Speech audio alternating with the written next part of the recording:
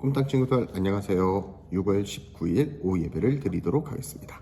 우리 다 같이 사도신경으로 신앙 고백하겠습니다. 전능하사 천지를 만드신 하나님 아버지를 내가 믿사오며 그 외아들 우리 주 예수 그리스도를 믿사오니 이는 성령으로 잉태하사 동정녀 마리아에게 나시고 본디오 빌라도에게 고난을 받으사 십자가에 못 박혀 죽으시고 장사한 지 사흘 만에 죽은 자 가운데서 다시 살아나시며 하늘에 오르사 전능하신 하나님 우편에 앉아 계시다가 저리로서 산자와 죽은 자를 심판하러 오시리라. 성령을 믿사오며 거룩한 공예와 성도가 서로 교통하는 것과 죄를 사하여 주시는 것과 몸이 다시 사는 것과 영원히 사는 것을 믿사옵나이다. 아멘. 오늘 우리에게 주신 하나님의 말씀은 요한 1서 4장 7절에서 11절입니다. 요한 1서 4장 7절에서 11절입니다. 우리 다 같이 화면을 보고 함께 읽도록 하겠습니다. 시작. 사랑하는 자들아, 우리가 서로 사랑하자. 사랑은 하나님께 속한 것이니 사랑하는 자마다 하나님으로부터 나서 하나님을 알고 사랑하지 아니하는 자는 하나님을 알지 못하나니 이는 하나님은 사랑이심이라. 하나님의 사랑이 우리에게 이렇게 나타난 바 되었으니 하나님이 자기의 독생자를 세상에 보내심은 그로 말미암아 우리를 살리려 하심이라. 사랑은 여기 있으니 우리가 하나님을 사랑한 것이 아니요 하나님이 우리를 사랑하사 우리 죄를 속하기 위하여 화목제물로 그 아들을 보내셨음이라. 사랑하는 자들아, 하나님이 이같이 우리를 사랑하셨은즉 우리도 서로 사랑하는 것이 마땅하도다. 아멘. 오늘의 암송 말씀입니다. 암송 말씀도 함께 읽도록 하겠습니다. 시작. 사랑은 여기 있으니 우리가 하나님을 사랑한 것이 아니요 하나님이 우리를 사랑하사 우리 죄를 속하기 위하여 화목제물로 그 아들을 보내셨음이라. 요한 1서 4장 10절 말씀. 아멘. 오늘의 설교 제목은 내 사랑을 받아주겠니? 내 사랑을 받아주겠니? 라는 제목입니다. 꿈땅 친구들, 가족 또는 다른 사람에게 사랑받고 있구나 하고 느낀 적이 있나요? 어떨 때 그런 느낌을 받았나요? 목사님은 잠을 자고 있을 때 엄마가 머리를 쓰다듬어 주는 것을 느꼈을 때 사랑받고 있다고 느낌을 받았어요. 그럼 반대로 다른 사람들에게 사랑을 표현할 때는 어떻게 표현하나요? 목사님은 사랑스러운 눈빛을 바라보기도 하고 두 팔로 꼭 안아주기도 해요. 그렇다면 여러분은 어떨 때 하나님께서 나를 사랑하신다고 느끼나요?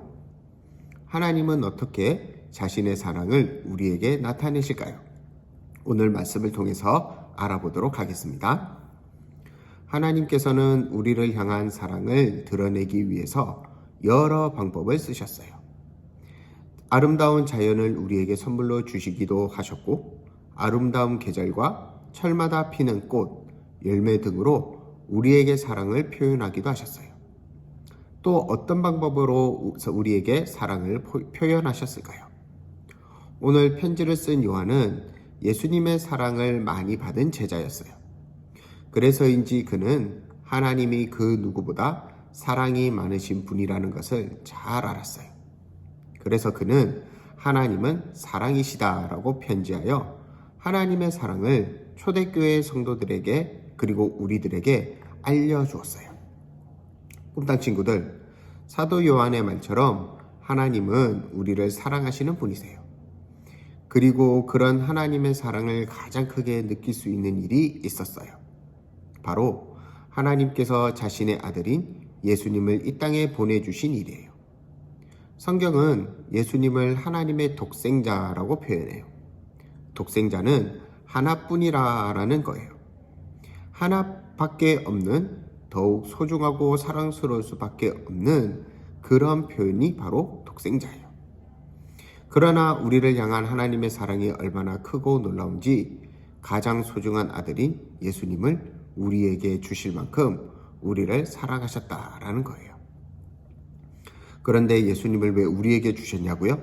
바로 죄 때문이에요. 하나님께서는 아무리 우리를 사랑하신다고 해도 우리가 가진 죄를 없었던 일로 하지 않으셨어요. 하나님은 공의로우신 분이기 때문이죠. 그래서 옛날 구약시대의 사람들은 소, 양, 염소 등 동물들을 가져와 그 동물들에게 자신의 죄를 전달한 다음 그 동물을 죽여 제사를 드렸어요.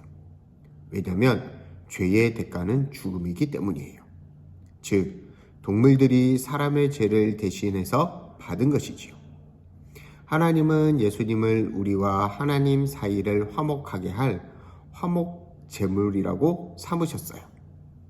예수님께서 우리를 대신하여 십자가에 달리셔서 우리가 잘못한 모든 죄의 값을 치러주신 거예요. 그래서 누구든지 예수님만 믿으면 예수님으로 인해 하나님께 갈 수 있게 된 것이지요. 그래서 십자가에서 우리를 향한 하나님의 큰 사랑이 나타나는 거예요. 꿈땅 친구들, 하나님은 사랑이시고 먼저 우리를 사랑하셨어요. 그 사랑을 보여주신 것이 예수님이세요. 예수님을 믿으면 하나님의 사랑이 우리 안에 있게 되고 하나님의 사랑이 우리 안에 있으면 우리도 서로 사랑할 수 있어요.